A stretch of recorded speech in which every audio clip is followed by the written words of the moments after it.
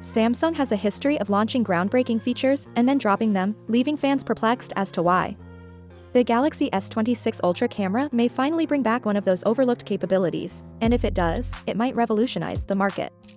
The popular tipster Ice Universe claims that Samsung is thinking about incorporating variable aperture onto the Galaxy S26 Ultra's main camera. If this occurs, the camera may become considerably more adaptable and be able to more precisely adjust to various illumination situations.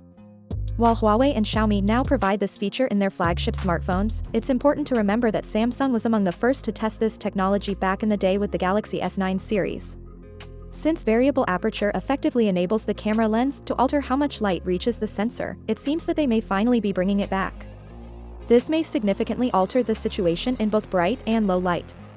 A larger aperture, such as f1.5, allows more light to enter in low-light conditions, boosting vision, lowering noise, and sharpening photos without requiring a lot of software processing.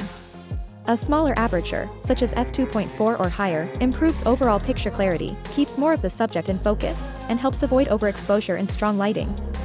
If Samsung executes this well, the Galaxy S26 Ultra's camera performance may significantly improve, making it one of the most versatile and adaptive phones available. This is not the first time that Samsung has attempted something similar.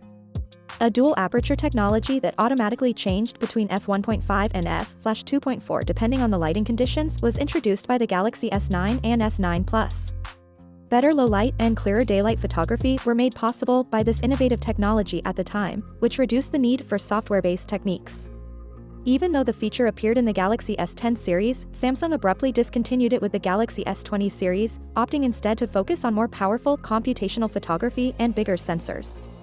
Even while that strategy has been effective, many photography lovers still long for the versatility that variable aperture offered. Finally, what are your thoughts about it? So without being said, let me know your thought in the comment below, and if you are new here, please subscribe. Peace out.